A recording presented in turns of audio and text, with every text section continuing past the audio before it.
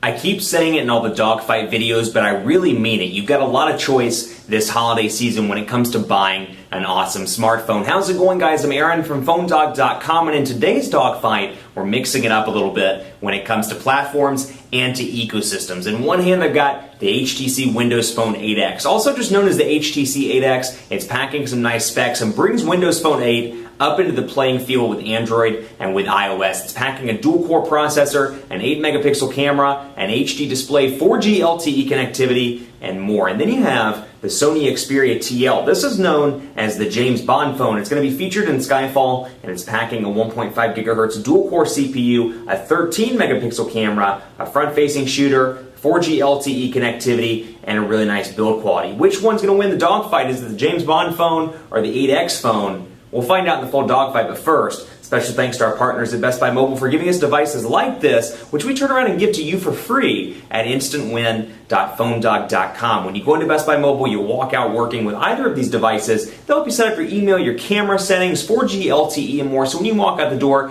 you're provisioned, you're configured, and you're good to go at Best Buy Mobile. Let's take a look. 8X, Xperia TL. It's dogfight time. Let's take a look, starting right now.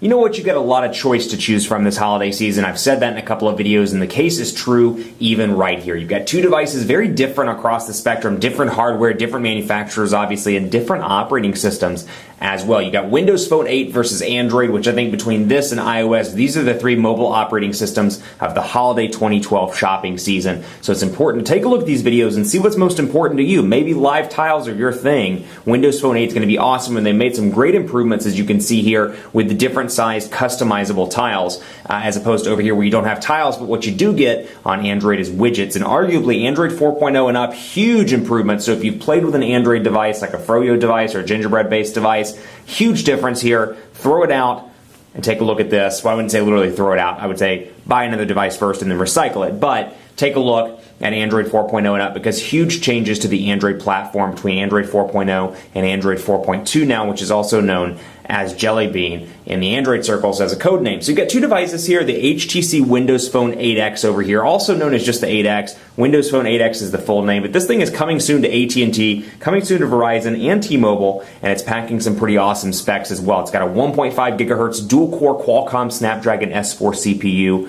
a 4.3-inch HD display, an 8-megapixel camera on the back with 1080p HD video recording. It's got a 1,800 milliamp hour non-removable battery, but they're really trying to spice up Windows Phone a little bit, and this is one of those launch devices. It's going to come out alongside the Lumia 920, which is made by Nokia, the Lumia 820, and there are some variants of this phone. For example, the Lumia 822 is Verizon's phone, the Lumia 810 is T-Mobile's phone, and then you're going to see the Samsung Ativ S and Samsung Ativ Odyssey, which is the Verizon branded version that's coming this holiday season. So you've got kind of a smattering of Windows Phone devices coming as launch devices. They've really spiced them up, added some nice colors here, beautifully thin, and on this one, for example, you got a volume rocker on the right side, camera shortcut button on the right side, on the left side, nothing, micro USB charging port at the bottom, as you can see there, and then up top, you've got your 3.5 millimeter headphone jack and a power button as well, and a pretty nice blue, kind of blue, almost purple. If you, it's got kind of a purple hue to it to me, but pretty blue look and feel here with the AT&T logo and 4G LTE connectivity on AT&T. It'll also have LTE on Verizon, and we'll have HSPA Plus on T-Mobile. Then you have this. This is the Sony Xperia TL. This is the James Bond phone. You're going to see this phone prominently displayed in Skyfall, which is the James Bond movie that actually comes out this week. If you ever wondered what kind of phone James Bond carried, well, James Bond carries an Android phone. They solved that one for us. At least Daniel Craig, as a persona in a movie, carries an Android phone. Who knows what he actually carries in real life? But packing a 1.5 gigahertz dual-core Snapdragon S4 Plus CPU. You've got a 1,850 milliamp hour battery, also non-removable here, but you've got some pretty nice specs. And again, keeping in mind that both of these devices are $100. Gone are the days where you feel like you have to spend $200 or $300 to get a good device. Let's say, you know what, you're tight on cash, you bought your friends and family a ton of awesome gifts, you splurged on them, you're getting around to yourself, and you're like, you know what, I really don't want to spend $200. These can be some awesome devices for you all around. Like I said, 1850 milliamp hour battery here, got a 4.55 inch HD display here. You've got Android 4.0 with Sony's Timescape user interface, which we'll talk about later in the video, a 13 megapixel camera with 1080p HD video recording, and then a nice build quality, nice svelte body here with a micro USB charging port on the left side. On the right side, your power button, volume rocker, and camera shortcut, all kind of lined up together there. And then a slot here for your micro SD card, and then of course your micro SIM card slot, both of which go right down in there. 3.5 millimeter headphone jack up top, and then of course a front-facing camera on both of these devices as well. So you've got some nice features here. Windows Phone 8 really stepping it up. So if you looked at Windows Phone 7, you're like, you know what, it's too basic for me. Take a look at Windows Phone 8 again, because they're definitely going for simplicity. Again, I mean, that's really the core platform of Windows Phone, is to get in, and they've marketed this before in campaigns. It's to get in and get out as quickly as possible, and they're really kind of carrying that theme into Windows Phone 8. Now that said, they've made some great customization improvements on this device.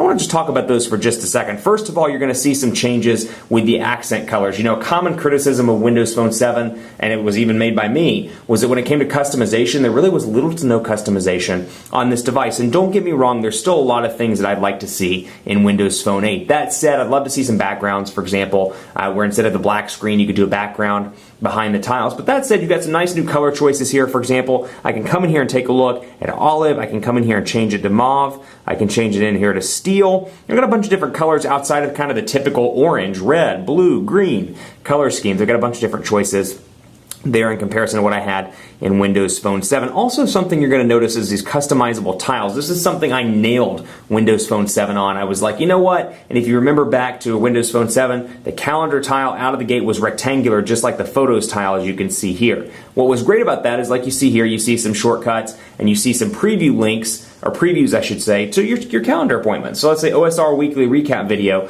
I can see that. Well, I can see a case for that when it comes to email. I can come in here, for example, press and hold, and then I can come over here and kind of adjust the size of the widget, or the live tile itself. So for example, if I want to make the messaging a full rectangle, I can make it a full rectangle and go in just like that. And the beautiful thing about this is a preview will pop up now on the messaging tile. So they're really, really enhancing this. And for example, if I want to make it the original size, I can do that. Or if I want to make it smaller, I can make it smaller. So you really see some customization choices here. You can really make your home screen your own. I can come around here, for example, I can move my people tile over here and shift those other four around. I can come down here and shift these around. I've got a lot of different choices here. I can make them as small or as large as I want to, and really make this device my own. So that level of personalization is huge. They've also made some changes to the lock screen, but before I get too far into that, I really want to underscore how important this is, because you see with emails, with messaging, my complaint about Windows Phone 7 is you couldn't see previews when it came to text message. Now you can see those previews if you have the rectangular live tile displayed. A huge improvement there all around, and really aids and kind of enhances the personalization features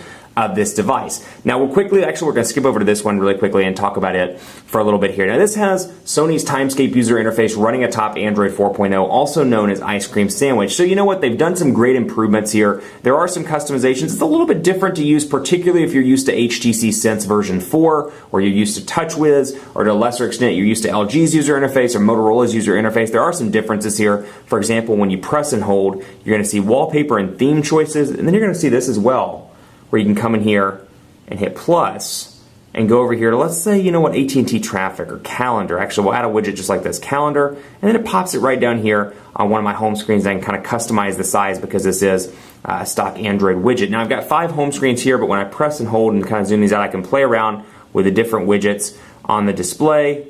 I can come down here, like you see here, kind of play around with the different calendar widgets and kind of different clock widgets and more. They're kind of floating up there in air, and take a look at those all at once. So that's a nice little touch right there. And a notifications bar, you're going to see some great shortcuts up here on the top. I installed Yelp a minute ago, as you can see there. But I've got some shortcuts to turn data on and off, to turn sound on and off, Bluetooth, Wi-Fi, the commonly used things, along with my settings here. So it's going to have kind of a familiar look and feel if you've worked with a Sony device in the past. Wi-Fi, Bluetooth, data usage shortcuts there, call settings, sound and display. And when it comes to customization, I'd like to see maybe a little bit more customization, but it's not bad by any stretch of the imagination. For example, pressing and holding here, you can see I can add my widgets just by pressing that. I can change the theme around. So let's say this purple color isn't really your thing.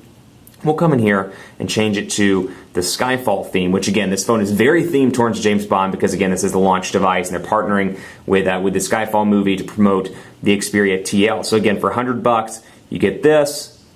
And of course, you get all this stuff on it with Skyfall, for example. The background, as you can see here, you get a couple of other ones. I'm going to wallpaper and take a look at Xperia wallpapers. You're going to see this one with Daniel Craig. And of course, you'll see the typical 007 gold girl, if you will.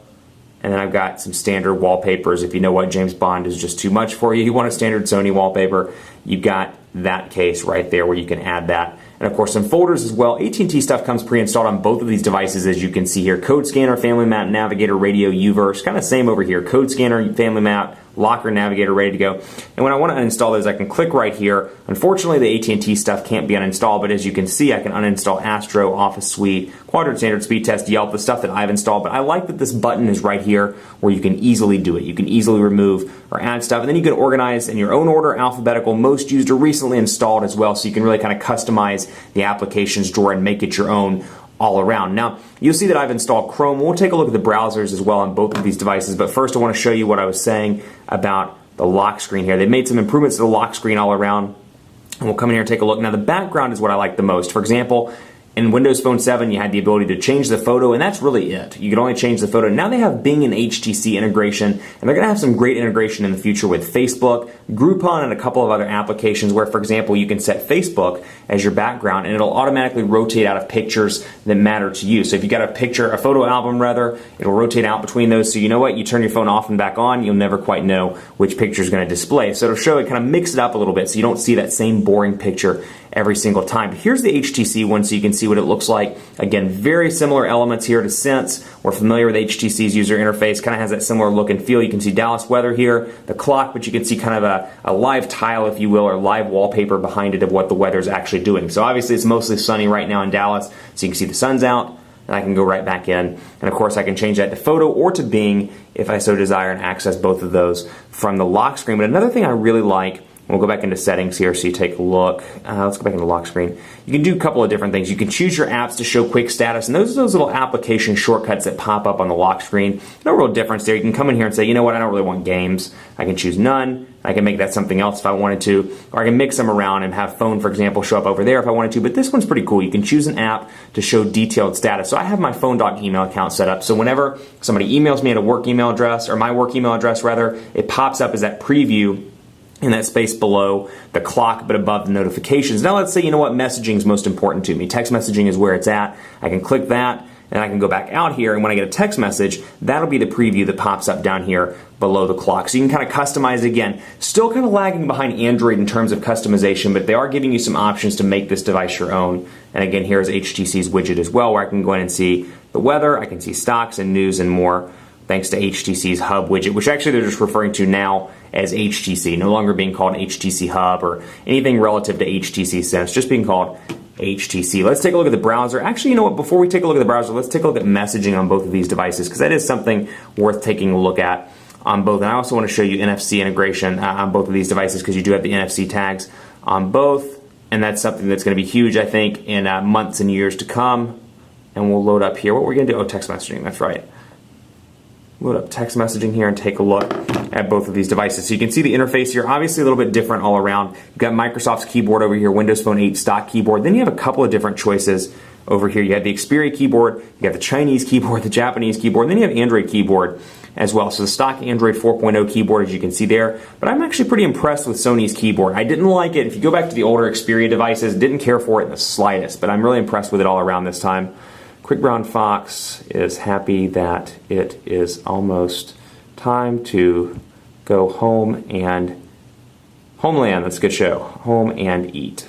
Quick Brown Fox is happy that it's almost time to go home and eat. Portrait to landscape transitions nice and fast. Now, don't get me wrong, a 4.5-inch display. This thing is really fast. Dual-core processor, a Snapdragon S4 processor. It's going to give you some great performance for $100. And I just can't get over the fact that both of these devices are available in the holiday season for $100. Definitely going to be great for a lot of people. I think a lot of people are really going to be attracted to the build quality of this. A lot of people are really going to be attracted, obviously, to the 007 features, and I shouldn't say features, 007 advertising by this device, and of course the fact that it's a nice Android device that packs a lot of specs for under $100. But we'll say the same thing over here. Quick Brown Fox, what did I say, is happy that it is almost time to go home and eat. So you got a 4.3-inch display over here, 4.55-inch display. Portrait to landscape transitions are nice and fast over here, but this is still something that irks me to no end on Windows Phone 8. They did this on Windows Phone 7 as well. They need to get rid of these buttons here and get rid of this dead space over here and make the keyboard longer so I can use the full 4.3-inch display. See what I'm saying here, where no matter what you do, these keys are still too small to me, even in landscape mode. They could really stretch this out and get rid of the side buttons here, make those available in portrait only. And granted, the transitions are nice and fast, but you can see a ton of just dead space that I think they could really do a better job at. But what I do like, the keyboard is nice. Even at 4.3 inches, this thing is relatively easy to type on, and of course I can automatically change the words just by clicking over here. And then of course I can go in here and take a look. It doesn't give me the ability to highlight the word, but I can come in, for example, about time to go homey and eat. Most time and way. So you can see I can change those as well. So that's not a feature exclusive to Windows Phone 8 by any means, but I like the implementation here where I click it and it's like, oh, do you want to copy that? Yeah, I want to copy that. We'll go down here and paste it. So I actually like the copy paste implementation in Windows Phone 8 quite a bit. We'll take a quick look at the browser as well. We're going to load up phonedog.com on both of these devices, LTE, 4G LTE on both of these devices, and we'll load up phonedog.com over here. Stay tuned for part 2, because we're going to take a look at the speed and performance of the web browser.